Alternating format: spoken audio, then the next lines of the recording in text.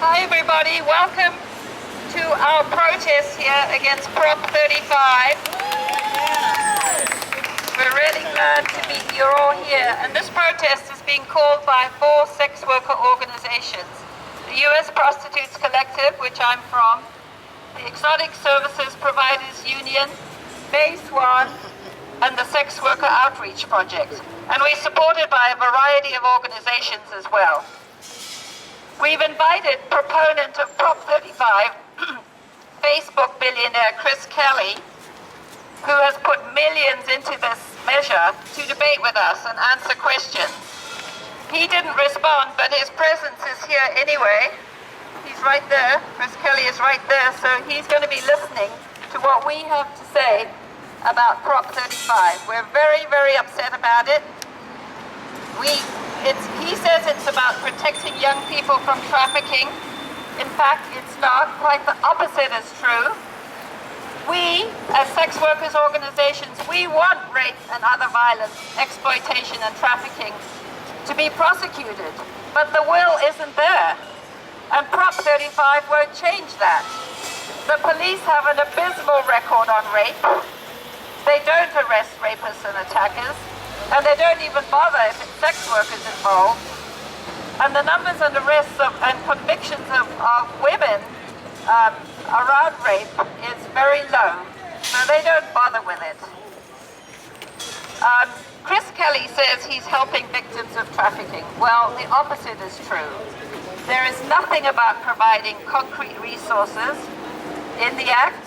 It does nothing about providing welfare, housing for young people. If he's so concerned about young people in prostitution, where's the money so that they can get out, so that they can leave if they're in an exploitative conditions? In fact, quite the opposite is true. His money, the money that's going to be collected, that he's proposing from the enormous fines in this Act, I mean, we're talking of like thousands of dollars that people are going to have to pay. That money is going into law enforcement and into NGOs. So who's going to have a vested interest in arrests and convictions?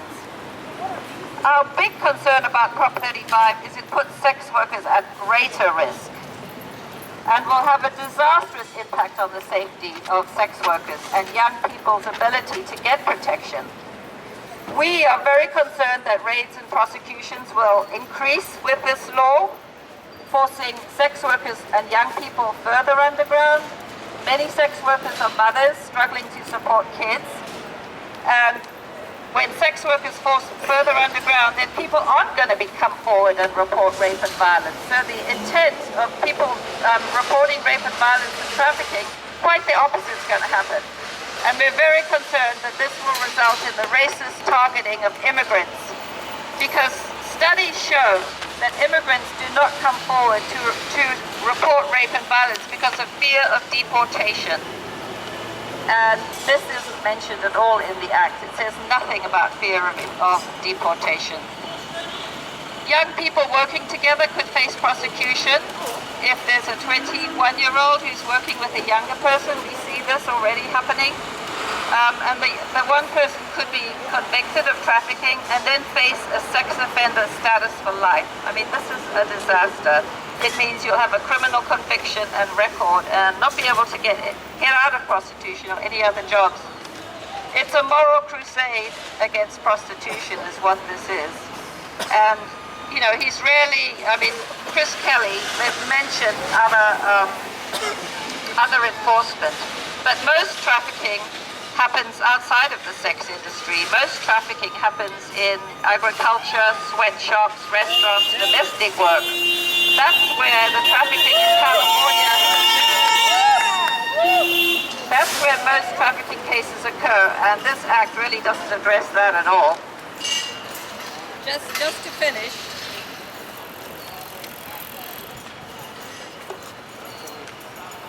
the figures on trafficking are completely discredited.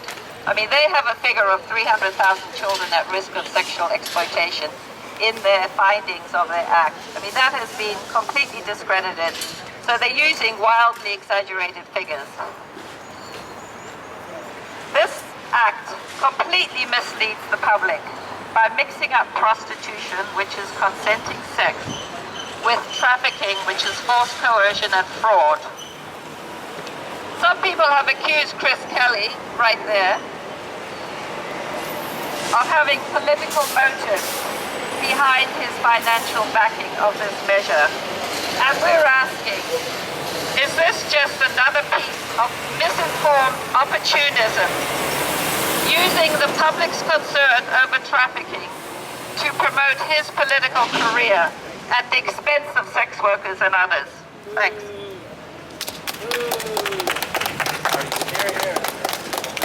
Okay, next I'm going to introduce Maxine, who's been running around California, really working hard against Proposition 35.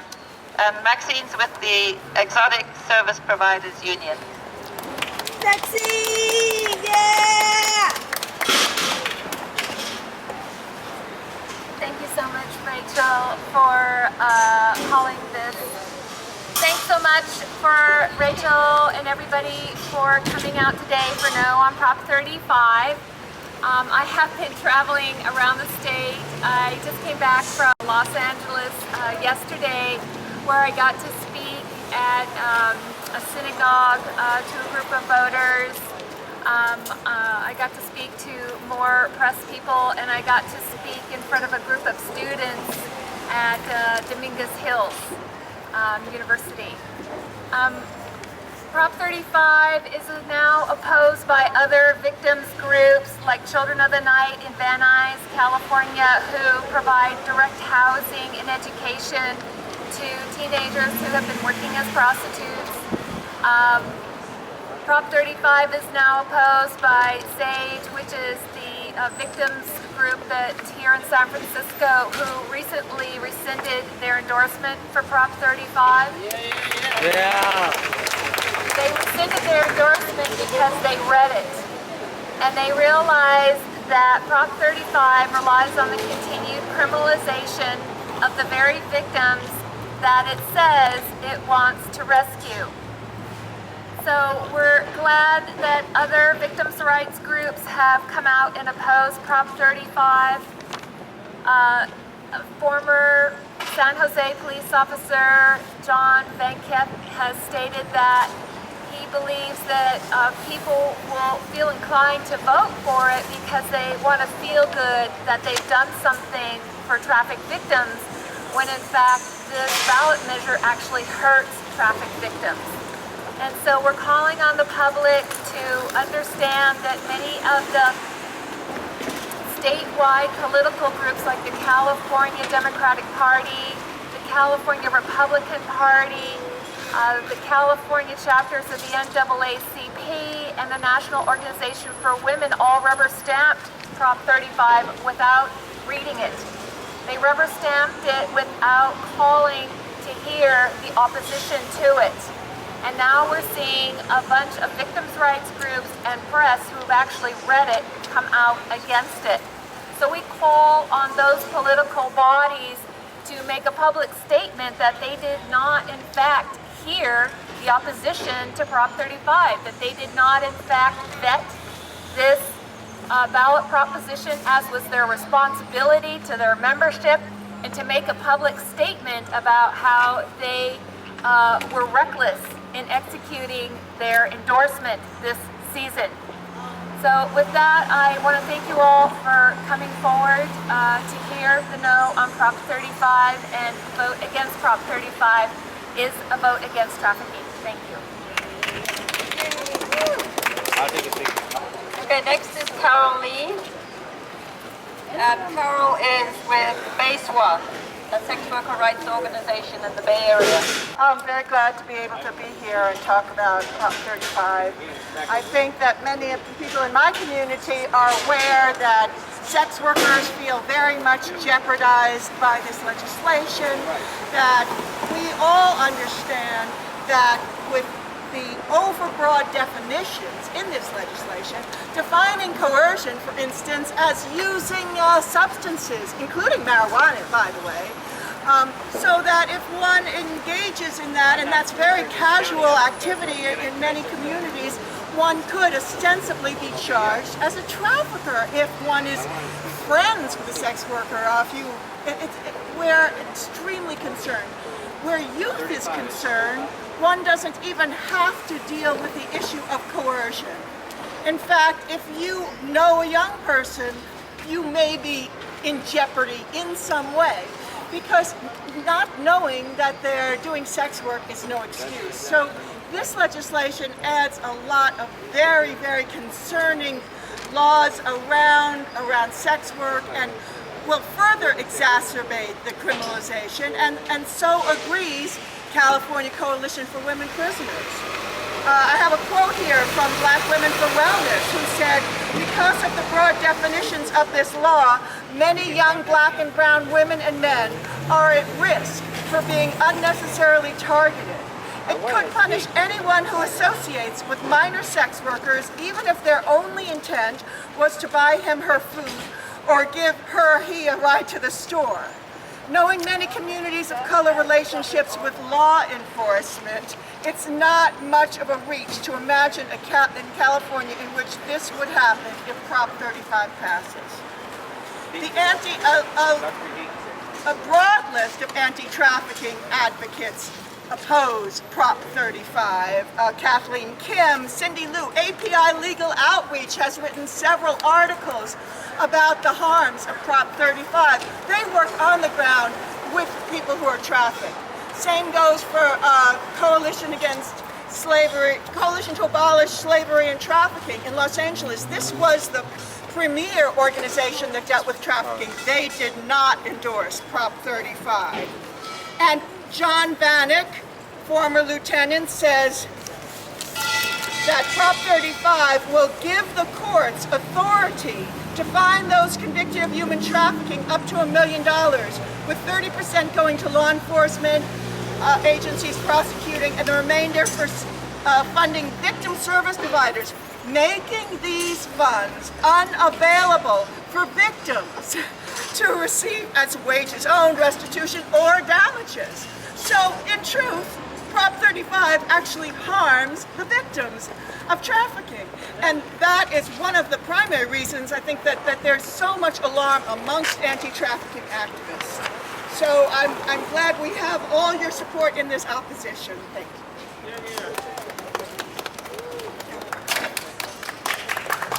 you. Thank you, Carol. Next, I'd like to invite up Nedra Reese. Nedra is a criminal attorney and has been going around working really hard as well on Prop 35. Well, thanks so much for coming and showing your support for the defunding of California's police state. Yes. Currently, we are spending almost 5% on incarcerating people. We know that incarceration will not save a single person from being trafficked for labor, sexual or otherwise. We know that locking people up for life will not spare a single teenage kid who feels misunderstood and victimized and has only the streets to call home. And not only do we know that, our state legislators know that for the last 10 years we've been trying to incarcerate our way out of social problems. And all we've done is nearly bankrupt the state by spending nearly 5% on incarcerating Californians. We incarcerate people so poorly that our treatment of them has been ruled by the federal court to be cruel and unusual punishment. We know we can't solve social issues by filling prison cells. So one questions, why would someone like Chris Kelly advocate and support the construction of prisons, labeling people as sex offenders for life, barring them from a participation on the internet for life, creation of a cop force that will only cruise the internet looking for bad Californians. I'll tell you why Kelly does it. Last year, Kelly ran to be Attorney General. He wants to be top of California. Chris Kelly wants to build prisons. Shame on Chris Kelly. He came to California and made millions. And what does he want to give the state? A life prison sentence. A derivative life prison sentence. If I rent a room to a woman who is engaged in prostitution, and that woman turns out to be a minor, I'm in line for a life without parole sentence. That's your right. All Prop 35 will do is make it easier for district attorneys to coerce the innocent into pleading guilty. All 35 does is ensure unjust conviction by making it irrelevant that I, as the landlord of a sex worker who happens to be a minor, at my prosecution, it will be irrelevant whether or not I knew this kid was a minor. I won't even be able to prove it in court. See, Chris Kelly doesn't care about the victims of forced labor. He doesn't give a shit about the victims of forced sex. He doesn't care that his law deprives Californians of due process of law. Chris Kelly wants to get higher office and is willing to walk all over your constitutional rights to do it. Don't let him! Shame on Chris Kelly. Let's put him down. And let's vote no on 35.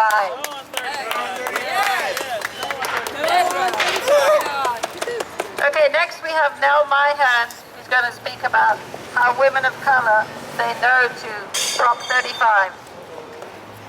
I'm glad to be here today in this sunny, beautiful day in San Francisco to say no on 35.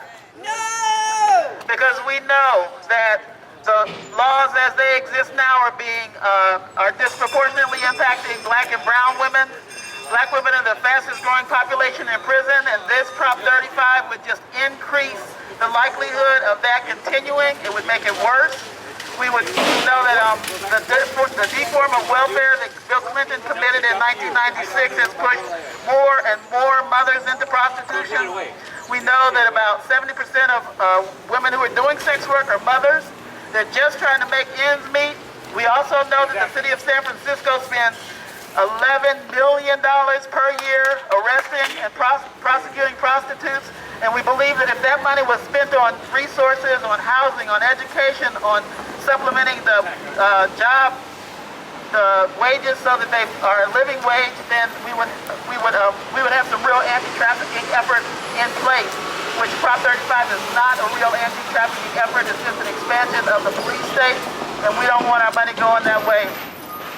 We know that if Prop 35 passes, we will have more and more mothers who are visiting their young women and young men in prison, visiting them through 4 inches of plexiglass, more grandmothers having to take responsibility for the children that those mothers are trying to support by doing sex work. And so we're here to say a loud, strong, and clear message, no on Prop 35. No on 35. No on 35. No on 35. Thank you. Okay, next we have Jolene from Sex Worker Outreach Project. Hi, my name is Jolene Parton, and I'm a representative of Sex Workers Outreach Project Bay Area. We're a sex worker and ally-run organization committed to the destigmatization and ultimate decriminalization of prostitution in the world. I have a statement from the organization to read. You've heard the reasons sex workers' rights organizations are against Prop 35. It defines our family members, the people we live with, and the people we work with as sex traffickers, opening them up to the possibility of many years in prison, million-dollar fines, and lifetimes as registered sex offenders. It further criminalizes business arrangements where sex workers can work together in safety, which will result in fewer people being willing to risk running and managing massage parlors, escort agencies, and other types of indoor collective work environments. This will result in more women and men having fewer safe indoor options for work, and more people doing street-based work, where they are abused to exponential increases of abuse from violent predators and from the police. It gives district attorneys a terrifying threat to use to coerce people to plead guilty to lesser charges that would have otherwise been impossible to prove in court, resulting again in more people who are not traffickers and are not the intended targets of the legislation being put in prison.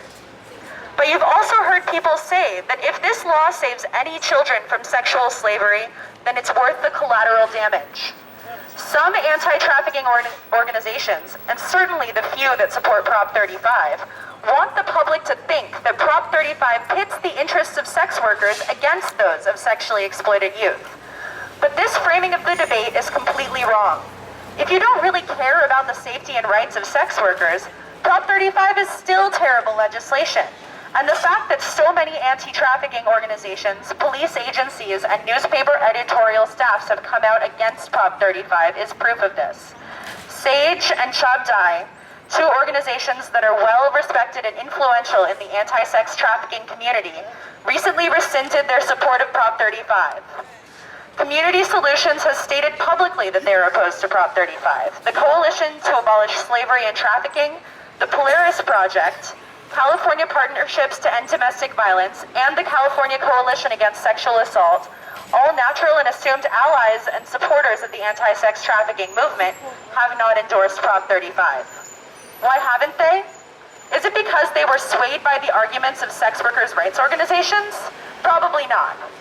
The only possible conclusion for this broad lack of support for Prop 35 from the anti-trafficking community is that these organizations, who understand the incredible complexity of sex trafficking, took the time to analyze this legislation and realized that it will not help the victims of sex trafficking. There is no other explanation. In addition, the editorial boards of the Los Angeles Times, the San Francisco Examiner, the Sacramento Bee, the San Francisco Bay Guardian, the East Bay Express, and many other news organizations across the state have come out publicly and told their readerships to vote no on Prop 35. Is this because they care more about the rights and safety of sex workers than the victims of sex slavery? Obviously not. It's because, upon in-depth examination of this legislation, it becomes abundantly clear that not only will Prop 35 put many people in prison and on the sex offender rolls who are not sex traffickers, but also it will not help in the fight against sex trafficking. In addition, further criminalizing sex workers cripples a very useful resource in identifying sex trafficking and rooting it out where it does exist. If sex workers are even more afraid than they already are to go to the police and report abuses, sex traffickers will not be found and will not be prosecuted. We're a useful resource. Prop 35 is bad for everyone, and anyone who has taken the time to really look at Prop 35 has come to the same conclusion. Thank you. Thank you. This is terrible legislation. It's bad from a human rights and civil liberties perspective, and it's bad for the taxpayers of California. The state is broke. We cannot continue to go on incarcerating people for victimless crimes. The United States has the world's highest incarceration rate already. And we're still trying to get rid of the disaster of the 3 strikes law in this state, which is on the ballot to fix. So please do vote yes on 34 and 36. 34, we get rid of the death penalty, which is also costing millions of dollars a year in California. People going through appeals on death row. And 36 would make it so the 3rd strike, people won't get sent to prison for life for offenses as minor as stealing a pizza if they have 2 prior felonies. You know, this was another feel-good measure passed a number of years ago by voters who, like with Prop 35, were seduced into going for a piece of legislation that appeared to be promoting justice for victims. Well, 35 will not promote justice for victims. I actually stand here today as a victim of human trafficking myself. But this proposition, Prop 35, will actually fund the kind of people who trafficked me from San Francisco to Fremont several years ago. As a sex worker, I was called up by two women who worked for the Fremont Police Department posing as clients and lured me to Fremont on false pretenses. Once I was there, manipulated me into saying something they thought was incriminating, which actually was simply practicing my right to earn a living providing sexual services to consenting adults.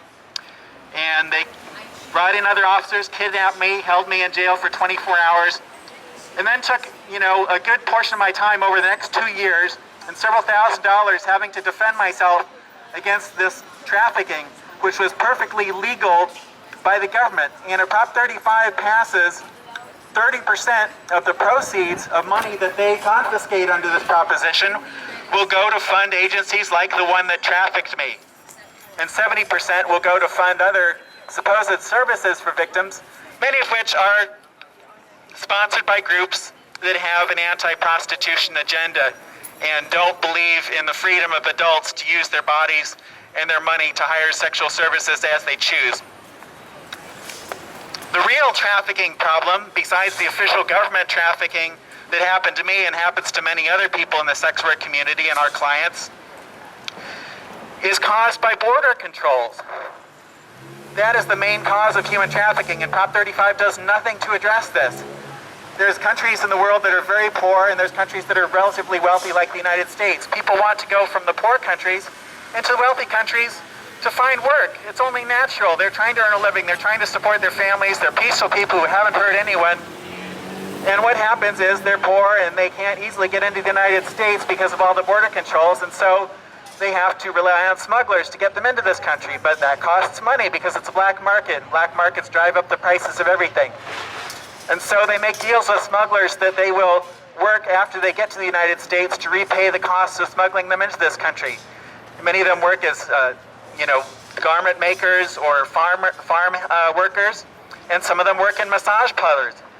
Now, if they work in massage parlors, and if those massage parlors get raided, then the women, usually women working there, have a choice. If they say, I'm here consensually, I'm working to pay back the money that it cost me to get into this country, then they risk arrest and deportation and fining and being held in jail and all kinds of other negative consequences to themselves and their well-being. But if they say, I was trafficked, I'm being held here against my will, I was a victim of sexual enslavement, then they become eligible for refugee status and being able to stay in the country and getting all kinds of official government help and help for these nonprofits that rely, sucking off the tit of the criminal justice system. And so that is where a lot of the actual supposed trafficking numbers are coming from. And even with these numbers, which are created by the border controls that exist, they still feel the need to further inflate those numbers, as was spoken of earlier in the erroneous 300,000 number of supposedly at-risk children and so on, because the numbers, frankly, are just not that high. There's probably more people who are victims of government trafficking than there are people victims of non-government trafficking in this country. So again, the Libertarian Party of San Francisco and the Libertarian Party of California both come out against Proposition 35. It's bad for taxpayers, it will cost more money, and it's a disaster for civil liberties. So please, tell your friends, vote no on 35 this November 6th. Thank you. Next, I want to invite Laurie near enough from Hello, everybody. Glad to see everybody come out today. I work with Clear Strike, and we are here today to say that we are opposed to Prop 35. Many sex workers are LGBTQ people, and criminalization is not new to us. The situation is definitely getting much worse. Transgender sex workers are the frequent targets of police harassment, particularly if they are people of color. I wanted to take a moment to mention our good friend Shelley Resnick, a transgender woman who fought against a sting operation based on a web ad. She also gave crucial testimony against police violence against transgender people in Sacramento. She was ultimately arrested out of state, ended up in prison, and was found dead in a cell. And when there is this kind of violence by police or otherwise, there is rarely justice for partners or families. Prop 35 does nothing about this violence. Prop 35, under the pretext of protecting young people from trafficking, will bring more and wider criminalization. There's a new statistic that says 46% of homeless youth are LGBTQ people, many who do sex to survive, sell sex to survive. Most have been forced to leave families due to extreme violence, bullying, and repression. If Prop 35 passes, and you help one of these people, you also, as others have said, could be charged with felony offenses. We met many young at Occupy whose lives were impacted by these kind of criminal records, and now unable to get any kind of legal work, unable to get rental housing. Also, many LGBTQ immigrants come to the Bay Area because we have an established and recognized LGBT community where one can live openly. Some come to join partners but have no marriage rights. They also cannot become citizens and work legally. Sex work is the work that they often do. Prop 35 targets the immigrant community directly and invites more raids and deportations. I just want to wrap up by saying that sex workers and LGBTQ people were a united force at Stonewall Rebellion in 1969, which ignited the modern LGBT movement. But gays moved forward, got homosexual sex and sodomy laws removed in most states, and are still being arrested for consenting sex. So I'm calling on the LGBT community to rally big forces behind opposing Prop 35. Thank you. The